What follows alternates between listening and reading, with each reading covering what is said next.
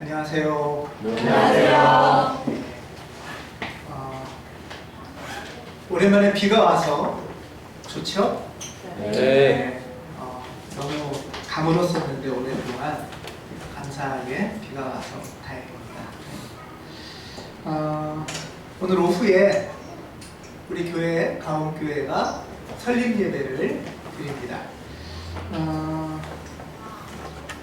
설립 예배 이렇게 교회 행사들 중에 굉장히 이렇게 큰 사실 중요한 행사가 일정이 설립 예배라는 이제 일정이 있어요.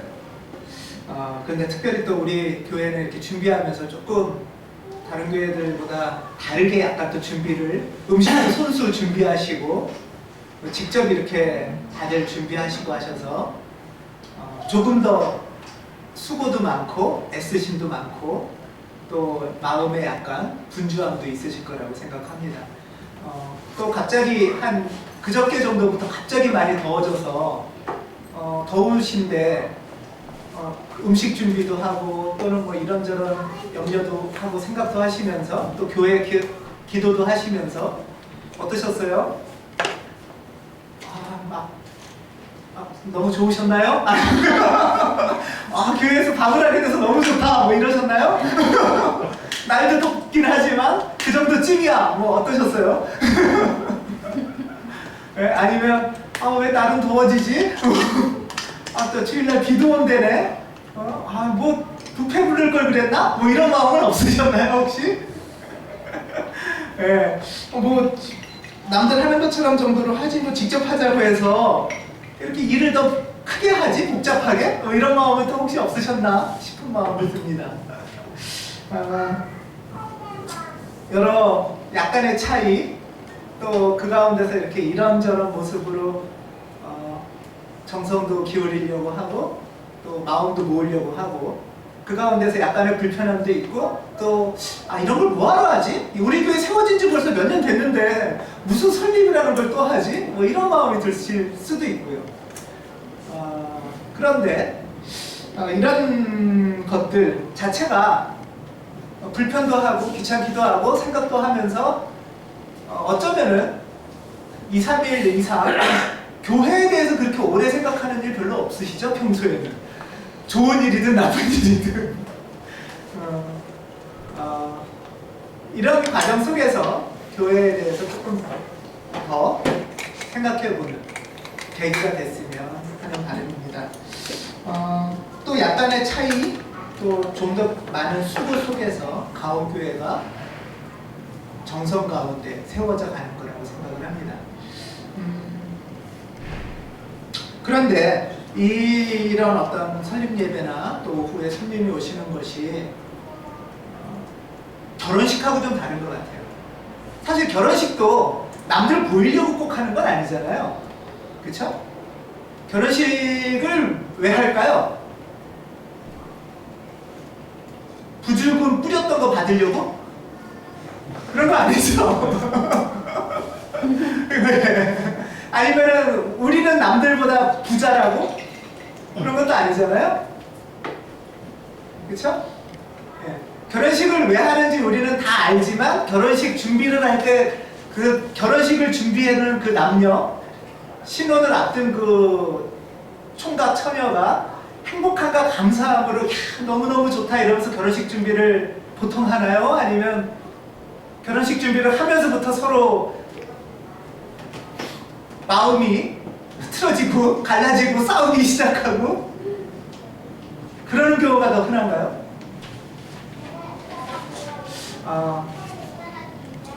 다시 그 중심을 찾는 것이 필요하다는 생각이 들고요.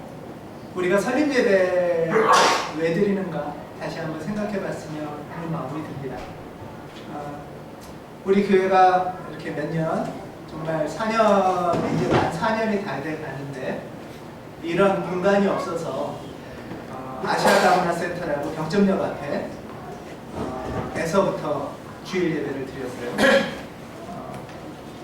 막 우리 지역에서 제일 발 넓고 또 그렇게 애쓰시고 부탁도 잘해 주신 정경 집사님이 안 계셨으면 우리 예배를 못 드렸어요. 그 자리에 여기 지금 계신 분들도 계시죠? 예배 처음 같이 드릴 때 고마운 첫 예배기도 했고 그러면서도 참 조촐한 첫 예배기도 했어요. 4년 전에 아시아다 문화센터라는 그 건물 자체가 별로 깨끗하지도 않아요.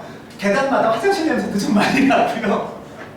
그곳에 모여서 김 집사님도 계셨고 정윤이도 있었고 이렇게 모여서 예배를 드리고 그곳에서 또 좀 옮겨달라고 해서 또 이렇게 공간을 찾아서 정교조 사무실에서 또 몇 달 예배도 드렸어요. 그런 가운데에서 이제 이 공간을 얻어서 예배를 드리게 됐죠.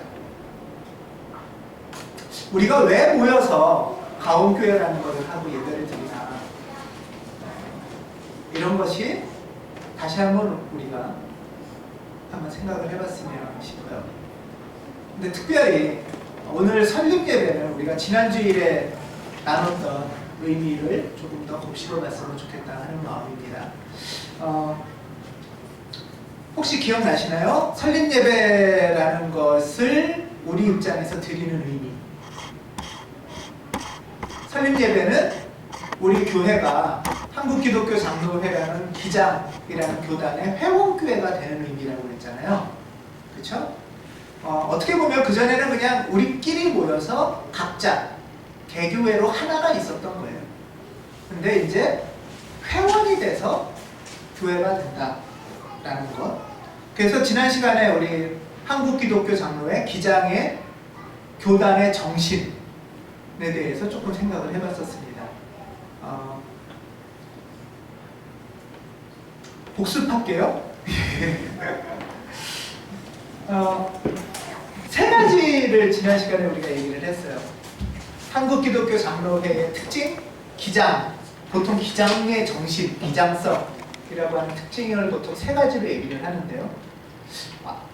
제가 정리한 걸 수도 있어요. 제가 정리한 걸 수도 있는데 첫 번째는 성서, 두 번째는 실천, 세 번째는 연대. 저는 한국기독교장로회의 특징을 이 세 가지라고 생각을 해요. 그러니까 가온교회가 설립 예배를 통해서 한국기독교장로회라는 교단의 회원교회가 된다는 것, 이 세 가지 정신에 대해서 우리가 공유를 해보자. 큰 흐름에 있어서 지향을 하자라는 의미입니다. 그렇죠? 예. 저는 이 세 가지 특징이 저한테는 굉장히 큰 영향을 미쳤고요. 제가 신학을 공부하고 또 가르치고 또 가옥교회를 출발하면서도 마음속에 이런 어떤 정신이 우리 교회의 기초로 생각을 합니다. 그래서 오늘 이 세 가지를 다시 한번 생각을 하면서 우리 교회가 기장이라는 큰 흐름과 어떻게 만나고 또 협력할 것인지를 다시 한번 생각해보면 좋겠다 하는 마음입니다. 첫 번째는 성서입니다. 성서. 성서를 읽는 태도가 기장과 다른 그룹이 조금 다르다고 그랬죠. 기억나시죠? 예. 흔히 성서는 두 가지입니다. 성서는 하나님의 말씀이라고 배우셨죠? 예. 이런 면에서는 맞아요. 성서는 하나님의 말씀이에요. 성서는 하나님의 말씀이지만 또 하나는 뭐죠? 성서는 사람들이 쓴 책이라는 거죠. 사람의 책. 성서는 우리는 보통은 이렇게 위에 것만 강조를 하는데 성서라는 거는 하늘에서 그냥 뚝 떨어진 게 아니죠. 또는 하나님이 막 부르면 누가 막 받아 쓴 게 아니에요. 그런 면에서 성서는 뭐냐면 2000년 전, 3000년 전 사람들이 쓴 책이에요. 2000년 전, 3000년 전 사람들이 쓴 책이니까 그 사람들은 지구가 동그랗다는 걸 알았을까요? 몰랐을까요? 네, 2000년 전, 3000년 전 사람이 암만 신앙이 좋아도 지구가 동그랗다는 건 몰랐어요. 그쵸? 네, 그러니까 지구가 네모나타라는 전제 속에서 그 가운데서 쓴 거예요. 또 그 사람들이 암만 믿음이 좋고 기도를 많이 해도 사람이 병나는 게 바이러스나 그런 것 때문에 병나는 거는 몰랐어요. 그쵸? 세균이나 바이러스 때문에 병나는 건 몰랐어요. 그러니까 우리보다 모르는 것도 많았어요. 우리보다 모르는 게 많았어요. 그런 면에서 사람의 책이라는 거예요. 사람의 책이니까 사람이 쓴 책이라는 거에는 뭐냐면 부족함이 있어요. 한계가 있어요. 오류도 있어요. 실수가라는 게 있어요. 사람이 쓴 책입니다. 이게 아마 이거를 얘기하는 게 이제 현대 성서학 연구의 결과인데요. 대개 교회에서는 이거를 말을 별로 안 하거나 덮어요. 무조건 100% 옳다라고만 얘기를 하죠. 근데 이 지구상에 100% 완전히 옳은 것이 있을까요? 어떻게 생각하세요? 100% 완전히 옳은 건 하나님밖에 없죠. 그쵸? 우리는 그래서 100% 완전히 옳은 하나님을 믿는 거지 성경을 믿는 건 아니에요. 성경엔 이런 약점이 있어요. 한계가 있어요. 자, 그런데 이런 얘기를 하면 좀 실망스러움이 있거나 당황스러움이 있지 않으세요? 이런 얘기를 처음에 들으셨을 때는 그러면은 뭐 성경이 별거 아니네. 뭐 막 그렇게 막 허벅지를 꼬집어가면서 꼭 그렇게 읽어야 되나? 뭐 이런 생각이 들 수도 있잖아요. 뭐 특별히 열심히 읽을 필요도 없겠네. 뭐 이런 생각이 들 수도 있는데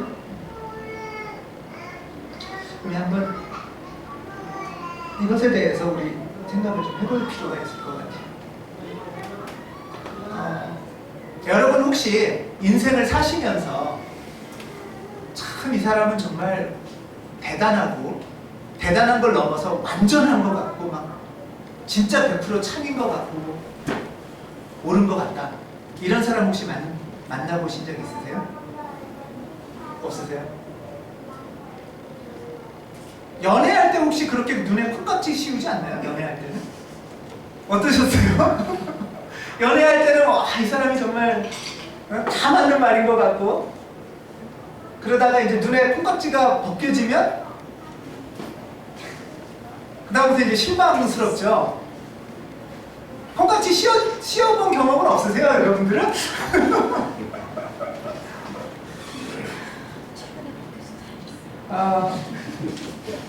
연애할 때 또는 연애할 때 아니라도 이렇게 어떤 선생님을 만나거나 책을 보거나 하면서 이 사람 정말 대단하다 100% 막 참인 것 같고 다 완전한 것 같은데 그러다가 어느 순간에 그 사람이 이 사람도 똑같은 사람이구나 라고 생각할 때 있으시죠.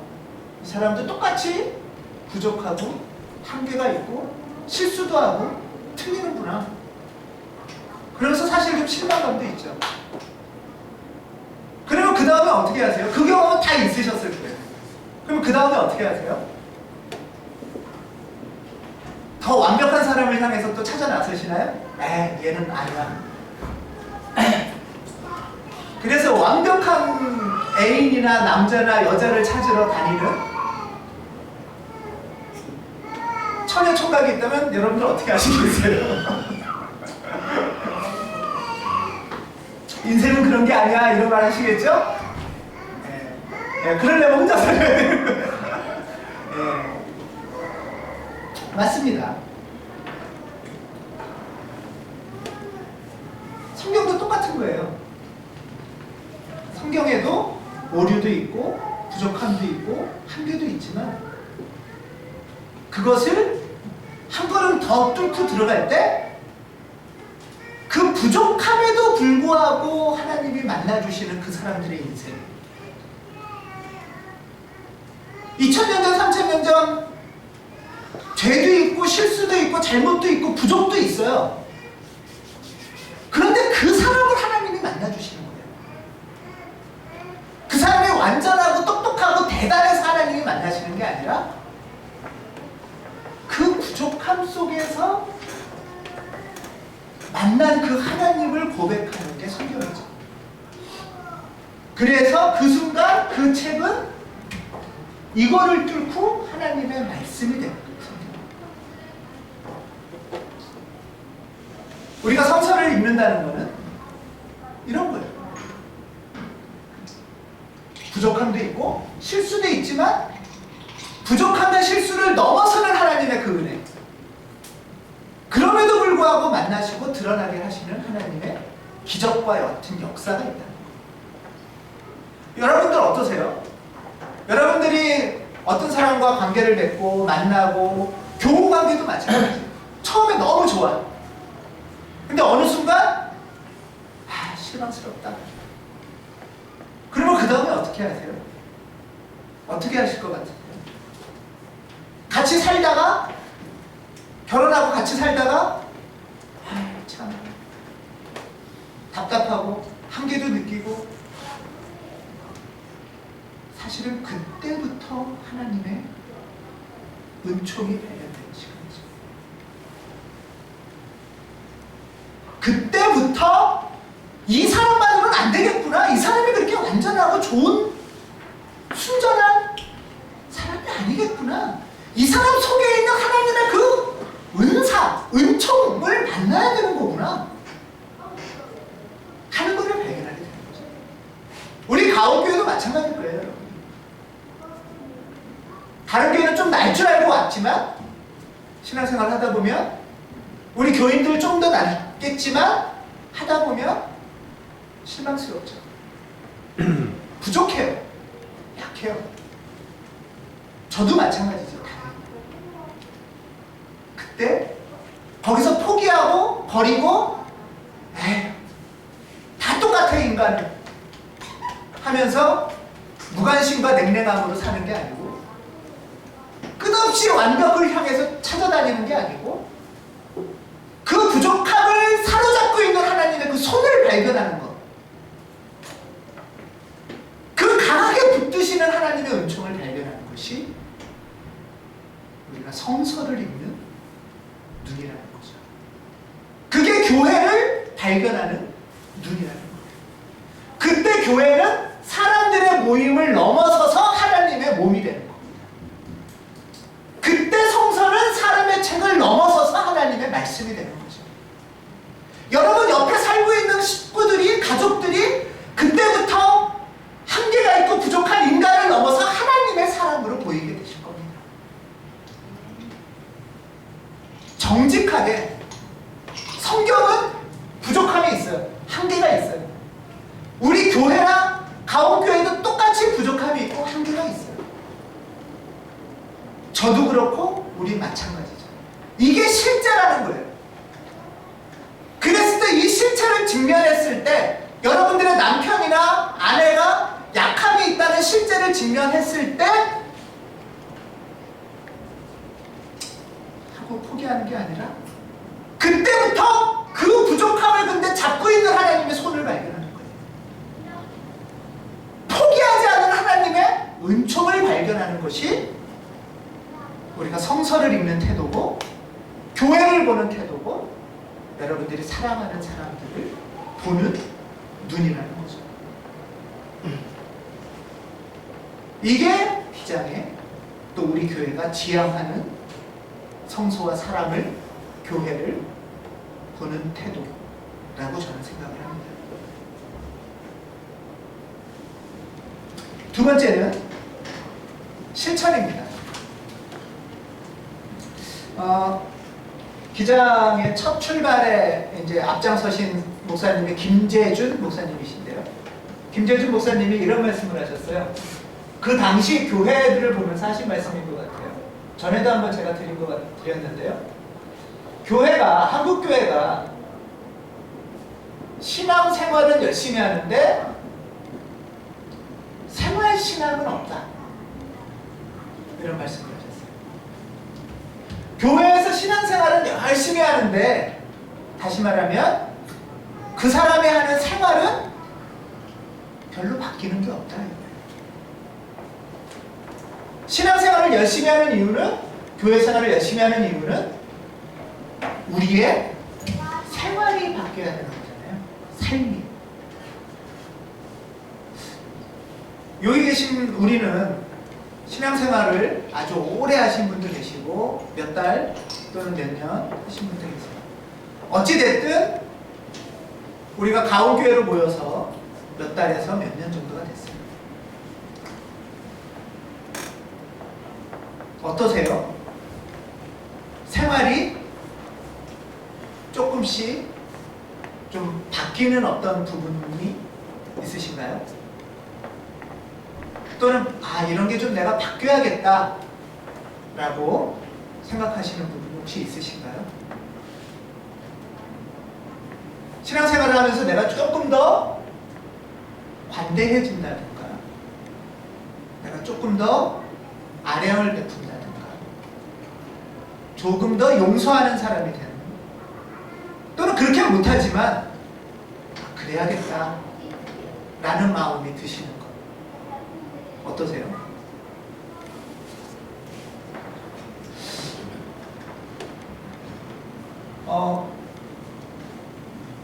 한국교회가 욕을 먹고 손가락질을 받은 이유는 신앙생활은 열심히 하는데 생활이 바뀌지 않은 거, 이거잖아요. 그렇죠? 예를 들면 신앙생활을 통해서 배우고 익힌 것이 어디로 갈 수 있을까? 가정생활이 좀 변화가 있나요, 혹시? 부부관계에 좀 변화가 있다든가, 아이를 키우는 모습, 아이를 교육시키는 것, 이런 게 조금 변화가 있으신가요?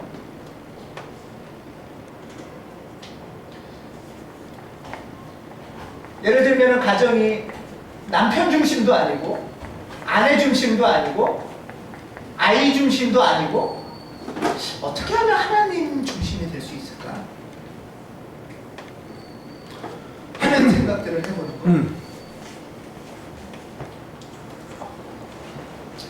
아이를 위해서 가정이 선택되는 것도 아니고 남편이나 아내를 위해서도 아니고 하나님의 뜻을 구하면서 가정이 뭔가를 선택해가는 것.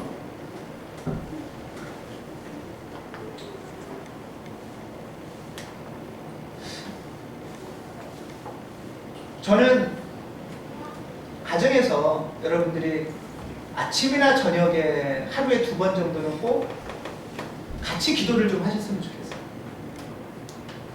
예를 들면 그게 식탁에서도 좋고, 아침에 예를 들면 아이가 또는 출근하는 사람들이 있을 때 그 하루 하나님의 보호와 동행을 위해서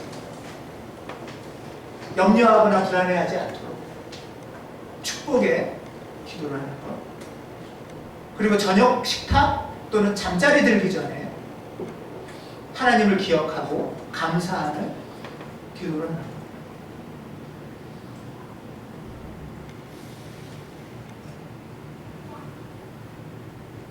그러면서 우리 가정의 중심이 하나님이심을 기억하는 것.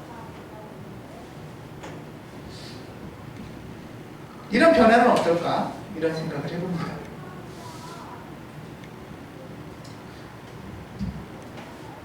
직장에서든 학교에서든 어떻게 하면 교회에서 배우는 신앙생활, 교회에서 익히는 신앙생활을 마음에 품고 직장이나 학교에서 한다는 건 뭘까? 물어보는 거.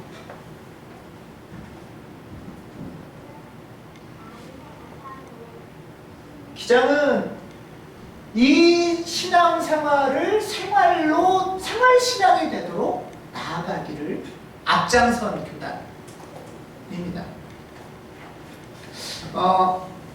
김재준 목사님 돌아가신한테 이런 일화가 있어요. 그분이 이제 돌아가셨는데 제자가 그분 댁에서 이제 유품을 정리하다가 수첩에서 명함 크기만한 쪽지를 발견했대요. 근데 이제 손으로 쓰셨대요. 생활 10계명 이래가지고. 그래서 아마 김재준 목사님이 본인이 이게 잘 안 되니까 이건 좀 잘해보자고 쓰신 건지, 나는 좀 신앙생활, 생활신앙을 이렇게 좀 해봐야겠다 하면서 이렇게 명함처럼 조그맣게 쓰신 것이 있었어요. 한번 읽어볼까요? 하나, 말을 많이 하지 않는다. 평소에 말이 많았다고 생각하셨나? 둘, 대인관계에서 약속을 지킨다. 셋, 최저생활비 이외에는 소유하지 않는다. 넷, 버려진 물건, 버려진 사람에게서 쓸모를 찾는다. 다섯, 그리스도의 가르침을 기준으로 예와 아니요를 분명하게 한다. 여섯, 평생 공부하는 학도로 지낸다. 일곱, 시작한 일은 좀처럼 중단하지 않는다. 여덟, 일을 처리할 때는 건설적이고 민주적인 질서를 갖는다. 아홉, 산하와 모든 생명을 존중하여 다룬다. 열, 모든 피조물을 사랑으로 배려한다. 이건 이렇게 아주 낡은 수첩에 명함 같은 쪽지에 써서 품으셨던 거 아무도 몰랐어요. 돌아가신 유품을 정리하다가 이것이 발견된 거예요. 이 중에 보면은 요즘으로서는 뭐 이해가 되지만 이분이 1901년생이세요. 연세가 꽤 많으신 옛날 분이시죠.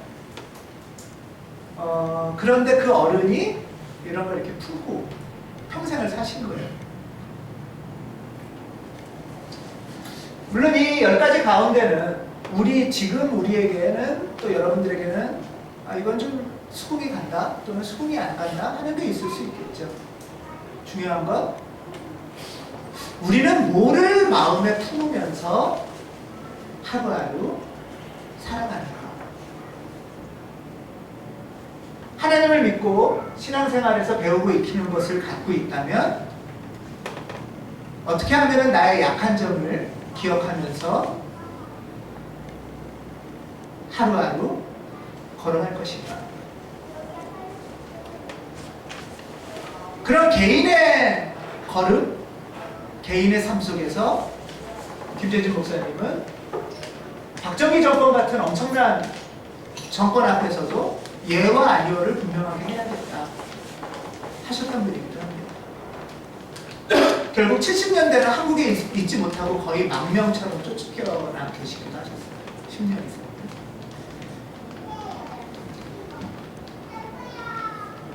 이게 기장의 정신, 전통이라고 저는 생각합니다.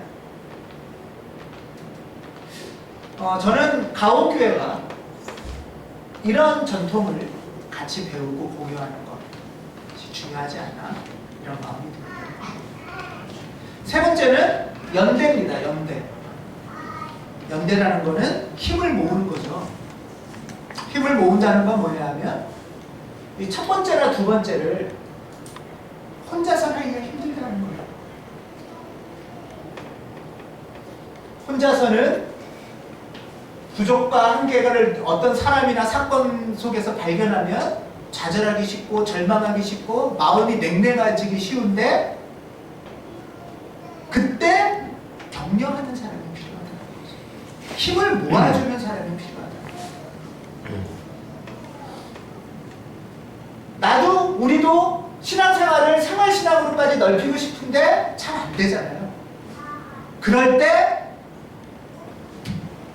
나의 부족함, 약함을 인정하면서 도움을 요청한다는 게 바로 연대죠. 서로 도움을 주고받으면서 이 두 가지를 해나가자 라는 게 연대하는 정신이에요. 그래서 우리도 이렇게 교회로 모이는 거 아니겠습니까? 교회로 모여서 서로 격려도 받고 중보도 받고 기도도 받으면서 같이 나아가는 거죠. 교회도 가온교회가 건강하게 자라려면 혼자서는 할 수가 없어요. 교회도 이웃교회들이, 옆에 있는 교회들이 같이 힘을 모아야 우리 교회가 건강하게 자라갈 수 있습니다. 우리 가온교회가 아직은 어린 나무잖아요. 그렇죠? 그래서 우리 가온교회가 건강하게 자라려면 기독교 전통 안에 있는 신앙의 선배들로부터 배워야 되고, 또 같은 정신으로 있는 옆에 있는 교회들과도 힘을 합치는 것. 그러면 뭐냐 하면 우리 교회만 잘난 것도 아니잖아요. 우리 교회도 약함이 있고 오류도 있고 한계도 있고 도움이 필요한 거예요. 서로 힘을 합치는 교회.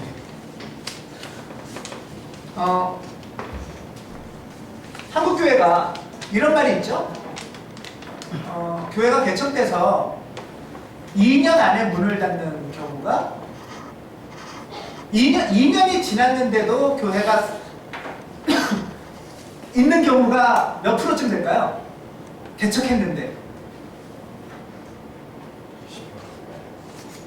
10%. 정확합니다. 역시 찍기 실력이 있으세요. 2년을 넘어가는 교회가 개척하고 2년을 넘는 교회가 10개 중에 하나래요. 2년이 지나면 보증금을 다 까먹는데요. 5년을 지나고도 건강하게 있는 교회는 몇 프로쯤 될까요? 100개 중에 하나가 되기 쉽지 않습니다. 이거는 뭐냐 하면 교회 하나도 건강하지 않을 뿐 아니라 그 교회도 건강하지 않을 뿐 아니라 이 교회를 같이 건강하게 살릴 수 있는 주변의 생태계가 황폐화된다는 거예요. 예를 들면 나무 하나가 있는데 이 나무를 사막에다가 심는다면 이 나무가 살겠어요? 죽죠. 이 나무 하나가 있는데 이거를 흙이 좋고 잘 좋은 숲에다가 심는다면 어떻겠어요? 잘 살겠죠? 생태계가 건강할 때 이 나무 하나가 잘 삽니다. 지금 교회 하나하나도 문제지만 이 생태계 자체가 완전히 망가진 거예요. 기독교 생태계가 망가진 거예요. 그래서 우리 교회가 살려면 또 사실은 이 이웃의 건강한 생태계들이 살아나야 돼요. 그리고 우리 교회는 그 생태계를 살리는 데 또 기여하는 것이 교회의 역할입니다. 여러분 이런 말 들어보셨어요? 아이 한 명을 키우려면 온 마을이 아이를 키워야 된다고 해요.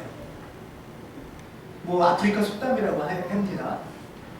무슨 말이냐? 이게 다르게 말하면 얼마 전부터 우리나라에서 많이 주목받는 덴마크 교육을 주목을 많이 받잖아요. 구른툴이라는 사람을 통해서. 근데 이제 거기서 말하는 게 이거예요. 한 아이가 한 명 있어요. 이 아이 한 명이 건강하게 자라려면 3가지 조건이 최소한 필요하대요. 뭘까요? 아이 한 명이 건강하게 자라려면 좋은 의사가 있어야 된대요. 좋은 의사. 그쵸? 병원이 있어야 된다는 얘기예요. 그래야 이 아이가 신체적으로 건강하게 자라겠죠. 그쵸? 또 뭐가 있어야 이 아이가 건강하게 자랄까요? 예? 예, 학교. 학교가 있어야 아이가 건강하게 자라죠. 의사가 있고 병원이 있어야 아이가 신체적으로 건강하고, 학교가 있고 교사가 있어야 이 아이가 지식적으로 건강하게 자라겠죠. 또 하나를 얘기했어요. 브룬투비 목사님은 뭐가 있으면 건강하게 자랄까요? 목사가 있어야, 교회가 있어야 건강하게 자라요. 이 아이가 영적으로 건강하게 자라려면, 그러니까 한 부모, 한 가정 혼자 힘만으로는 아이를 키울 수가 없다는 거예요. 예를 들면 한 가정이 부모가 사막이나 뚝 띄워놓고 아이 한 명 잘 키워라 그런다고 아이를 잘 키울 수 있겠어요? 그렇지 않잖아요.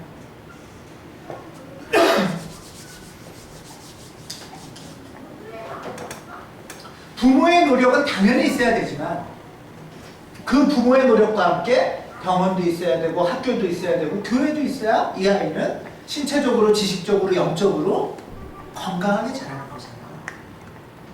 이런 건강한 생태 구조가 있어야 아이 한 명이 사람으로 자라는 거예요. 이걸 생태계라고 할 수 있죠. 교회도 마찬가지인 거예요.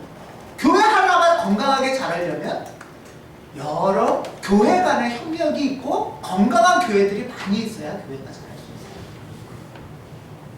또 하나는 우리 교회 같은 경우에는 우리 교회만이 아니라 다른 교회도 마찬가지인데 교회 하나가 잘 건강하게 쓰려면 마을 사람들이 도와줘야 돼요. 지역 사람들이 도와주고 지지해주고 힘을 합치지 않으면 교회가 교회답게 자랄 수가 없죠.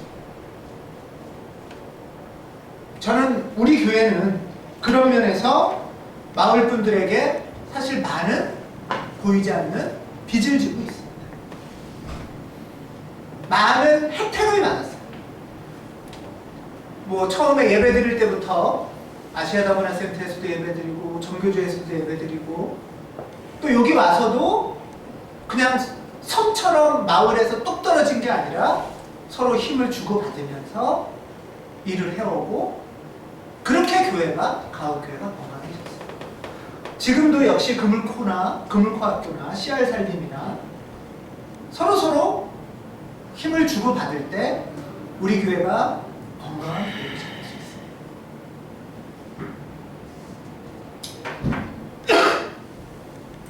있어요. 오류와 한계에도 불구하고 낙심하거나 포기하지 않고 오류와 한계를 발견할 때 오히려 그것을 넘어서는 하나님의 은총을 찾는 능력, 기대, 또 신앙생활을 할수록 교회에서 배우고 익히는 것을 점점 더 삶으로 넓혀가는 실천 신앙. 그러면서도 늘 내가 혼자 할 수 없다는 걸 인정하고 도움이 필요함을 인정하면서 서로 힘을 모으고 도움을 모으는 연대하는 힘. 이 세 가지 정신이 우리의 삶 가운데 또 가온교회 가운데 있기를 심어지기를 바라고 그 마음으로 우리가 오늘 설립예배에서 비전교회들과 또 이 정신을 세우고 연대하는 그 가운데 우리 동네와 우리 나라가 건강해지고 주님의 뜻이 이루어지는 역사가 일어나길 간절히 기원합니다. 아멘. 기도하겠습니다.